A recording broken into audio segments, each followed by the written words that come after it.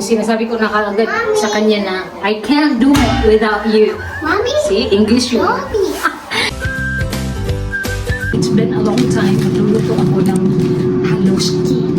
Ito yung mga ingredients niya. Pero today, lulutuin ko lang ay ito, pakupsat ko ba, tanggalan ko siya ng fats. Kasi nahihirapan ako sa aking fats. Instead, sa bacon pa pala. Miracle laki ni Mr. Bacano. Wala, 12. Tingnan niyo mo, 12 euro. Ang mahal. Isang ganito lang, kilo to. Hindi pa pala. 9 euro. Ganito kalaki na bacon. Mga 72 grams. Diba? Ito yung bacon na tanggalan ko ng fats. Makapal to ang niya o balat. Kasing kapal ng aking pagmumukha. Joke lang. Gagawa ko nito. Lulutuin ko today. And tomorrow, yun na yung haluski. Ito lang kasi ang pagsahog. Medyo matrabaho to siya eh. Dahil ito yung cheese na ginagamit. Ang lasa niya, cheese. Joke lang. Pasensyahan nyo na yung background ha.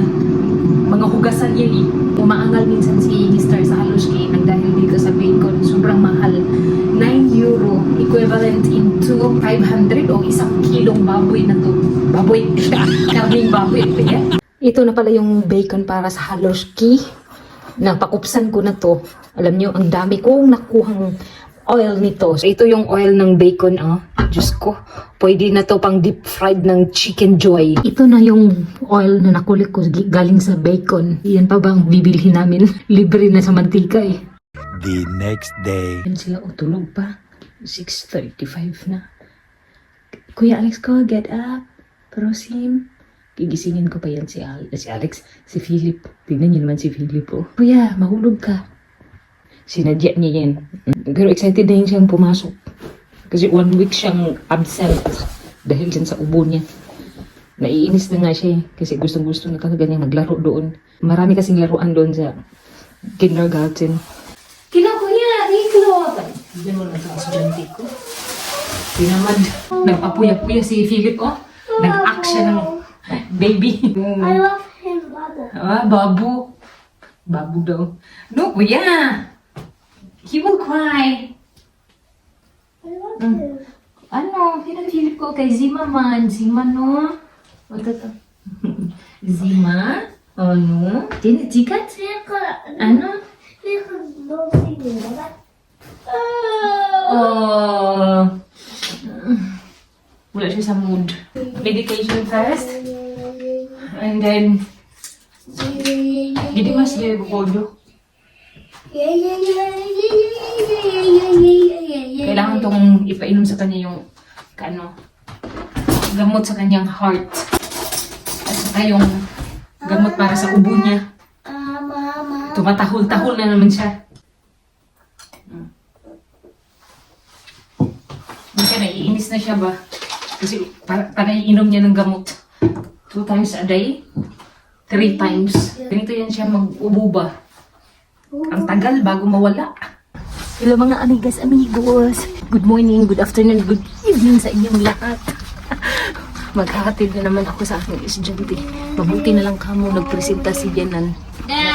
Iwan ko na lang daw si Philip dito kasi masyado daw malamig. Siya daw magbantay. Tignan nyo naman to si Alex, oh. Kahit na masyadong malamig, nagbibisiklita. Grabe, sobrang lamig. Kita, sabi ni Janan kanina, huwag daw magbisiklita. Humihingi pa siya sa akin ng gloves. Nahatid ko na si Alex, pauwi na ako. Pabuti na lang wala si Philip. So mas madali yung paglalakad ko ba. Every time naman maglakad ko, para akong nagja-jogging. Mas mabilis pa to sa pagong eh. Charot lang.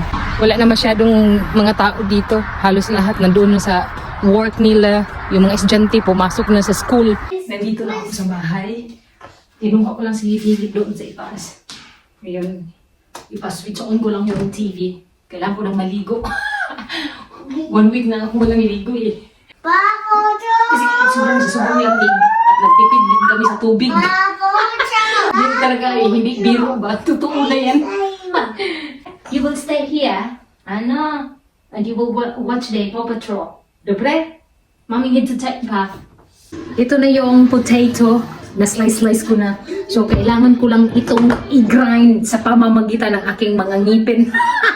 Joke lang. Hindi ko na kailangan i-measure. Alam niyo naman ako na masyado akong matalino sa pagdating sa numbers. Ay, yung 69 lang ang alam ko eh. Joke lang. Ang paglagay ko ng harina, kailangan i-estimate ko lang hindi masyadong matubig. Ano lang nagawa ko. Ito na yung potato, oh. Then, lagyan ko lang ito ng harina at saka asin. Supposed to be, kailangan siya may itlog. Pero na-try ko na may eggs. Balansa. Nabuhat ko na yung water. Mamaya, tatry ko sa tubig. Kung lumitaw na siya, it means tama lang yung timpla. Traditional food ng Slovakian. Try ako ng isang tatak. 4 to 6 minutes. Lumulutang na siya. So it means okay na yung texture. Yung tubig, may asin na yan. 1 kilong asin. Joke lang. Nung gumawa ako nito una-una, nahirapan ako eh. Ayan, i-mix ko lang to. Ito, lumulutang na. It means luto na to. Parang uod kung tignan ba, no? Medyo matagal lang to matapos eh. Itong cheese, kailangan ko na to i-blend. Kasi naka-stick to each other pa to sila eh. Ayaw nilang maghiwalay sa isa't isa. Buti pa ang cheese. Stick to each other. Pero tayo, minsan sinasaktan pa tayo ng mga ex natin. Tapat na tayo sa kanila, pero iiwan pa rin tayo, di ba? Hugot pa more. Ito, matigas yung ulo nito eh. Kasing tigas ang ulo ko ba? Joke lang eh. I-blend. Para madurog siya ba? Parang puso ko na, durog na. Joke lang! Ito yung ginamit ko sa haloshki kanina. Sabaw ito. Ba yan? Ang hirap naman ito. Nag-stick talaga. Ano ba yan? Ayaw na talaga nila maghiwalay sa isa't isa ba? Ito na yung haloshki, oh. Ready to eat na to. Ito na yung cheese. Imbutido sa akin to. Kakainin ko to mamaya. Lagay ko ng cheese sa ibabaw. Ganito yan siya. Ginagawa nila kapag kumakain sila ganyan. Lagyan ng bacon sa ibabaw. Tikman ko daw kung masarap. Siguro mas masarap pa to sa akin eh. Joke lang. Masarap siya. Kain tayo. In the Father, Son, Holy Spirit. Amen. Thank you, Papa Jesus, for the food. Dobro food. Nag-pray na daw siya. Himala, kumain eh. Hindi yan siya kumakain yan. Inutusan ko siya maglinis ng kanyang kalat. Clean up. Quack, quack, Do it properly, ha? Touch na toy. Ayan, pinulot na niya, no? Ko to. The book. Give it to mommy. Prosim. Jakuyen. Anyway, ikukwento ko pala ako sa inyo kung share ba. Kung may mga family kayong nagmahal sa inyo ng tunay na walang kapalit, kailangan nyo pahalagahan yun. Pumots ito. Pumots. Hindi lahat ng pamilya ay tinatrato kayong pamilya ba na walang kapalit, yung walang perang kapalit ba. Sa buong buhay ko, hindi ko naranasan yan ba na kilalan kang pamilya talaga. Sa case ko kasi, alam mo yung kailangan mo lang ng moral support nila pero hindi kayang ibigay. Hindi kong ganun ba na masakit din para sa akin ba. Nag-hope ako na kahit sa ilang saglit man lang maipadama sa akin ba na may halaga ako para sa kanila. Hindi yung puro na lang pera ang nangiibabaw ba. Minsan na, naiingit ako sa ibang pamilya. Never kong naranasan na may magsabi sa akin sa pamilya ko na, ikaw dyan, kumusta ka na? May kinakain ka pa ba? Matagal akong lalayo sa kanila at matagal din akong naging OFW. Mangumusta man sila, bihira lang yun siguro. Out of 10%, nasa 5% lang yun. Nakalahati naman. Sabihin sa'yo na, kumusta ka na? Huwag ka masyadong, magpadala ng ganito. Paano na ikaw dyan? Baka wala ka na makain. Kumusta ang buhay mo dyan? Yung mga tipong ganun. Never ko naranasan yun sa buhay ko. Kahit na masakit para sa akin, hinahayaan ko na lang. Nasanay na ako at hindi na bago para sa akin yung ganyang salita na pag tumatawag ka, kumusta, ganito, ganyan, buhay ka pa dyan. Never. Kumusta, kailan napadala, ganyan, always ang maririnig ko. Magtrabaho para lang sa sarili ko. Never ko na-try yan. Okay lang yun sa akin. Ang pinagsisihan ko sa buong buhay ko, yung hindi ko natapos ang aking pag-aaral ba ng kolehiyo. Yun ang nawala sa akin.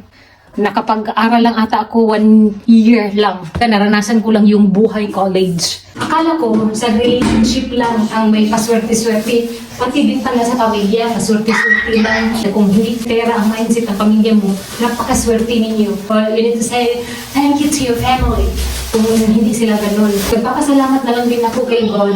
Dahil sa ginawa nila, nagiging strong ako. Dapat pahalagahan ang bawat member ng family. Hindi yung ituring mo na parang ibang tao. Kahit na anumang pagsubok na dumating sa akin, wala, iiyak ko lang yan. After a few minutes niyan, magaan na yung pakiramdam ko. And then kinabukasan niyan, may solution na sa mabigat kong problema. Kasi everyday, tinatanong ko na yun si Lord. Sa totoo lang, di ba, masama yung magtanong sa kanya. Pero ako, tinatanong ko yan siya. Bakit ganito? Sa kadami-dami pamilya sa buong mundo, bakit sila ba? Ginanon ko talaga siya. Then, bakit sa kadami-daming lalaki sa buong mundo, bakit ang mister ko pa? Sinasabi ko din kay God na, siguro Lord, may plano ka para sa akin. Pero salamat na lang din bakit mo sila binigay sa akin. Nang dahil sa kanila, yung tiwala ko sa iyo, ganun din ka-strong. Kung gaano man kabigat yung problema na ibinigay mo sa akin, kapit pa rin ako sa iyo. Tinatawag ko always yung pangalan niya na Lord, help me. Sinasabi ko na kaagad sa kanya na, I can't do it without you. Mommy? See, English yun. Pero yun ang totoo. Ipapayo ko lang sa inyo, pahalagahan nyo talaga yung pamilya ninyo. Pinapahalagahan kayo. Kaya be thankful to your family and to God na ganyan sila sa inyo. Mahalin sila at alagaan sila. Sa akin nga ganito nang tinatrato sa akin. Binigyan ko pa rin sila ng halaga. Para sa akin, pamilya sila nire-respeto ko pa rin sila. Mahirap ang pamilyang hindi nagkaunawaan sa isa't isa ba? Lalo na kapag ang mga mindset is pera-pera lang. Masakit tanggapin. Pero okay lang yun. Ipasan ko lang lahat. Every time na may problema ako, wala akong ibang tinatawag. Si God lang yan bago ko i-share sa iba. Nag-share man ako sa kanila pero sa 100% na ano na lang yan 2% na lang sinishare ko sa kanila. Kasi na-share ko na kay God lahat Ang una ko talagang tinatawag niyan, si God. Humihingi agad ako ng tulong sa kanya. Minsan sinasabi ko na sa kanya, tulong Lord, hindi ko na kaya. Totoo talaga yan, maya-maya yan, ma-release na wala na. Ganun lang ang sikreto. Tama na yung MMK ko. Bagong gising yan si Philip. Gidi, Kuya, Alex. Can you call Kuya? Nastabu. Nastabo! Nastabu? Nie wiem. I don't know either. That's the reason why I ask you. Prosim? Memorize niya yan. Check privabili. Na iba? Iba say privabili. Pero hindi ko alam yung pinagsasabi ko Gide, nastabo? Malitsko. Ay, yung binabasa namin ni Kuya Alex. Na-memorize pala niya. Privabili. Dobre? Ay, ang cute naman ni Philip. Ay, kina nagdulog naman kasi mga dugmondong. Ay, saan ko na nato? Maglimpyo sabi kayo, mula ka ta. Ginoo ito, mangulit ang General Santos City. Ay, boring ba ning dapita? Ay, walang tagay rin horse ba? Tignan niyo si Alex, nakasandig dyan sa abaga ni Daddy. Daddy's boy kasi yan siya Nanonood sila ng Paw Patrol. No choice na si Daddy. Alam niyo kung bakit? Si Kuya Alex kasi umiiyak siya kapag lumayo ang kanyang daddy. Ayaw niyang mawalay sa piling ninyo. Sa piling ng kanyang ama pala. Then no choice si Daddy. Nanonood na lang din siya Balik bata na lang daw siya. Kaya iyon, nakunan ko na tuloy. Alex, how was your school ski? Bless ka, mommy. You forgot. How was your school ski? Ayaw niya magpa-disturbo. You need to be Tico. You need to be tika. How was your school? Dobre. Dobre. I'm asking to you, Alex ko. You need to answer mommy properly. Dobre? Ano? You don't miss mommy?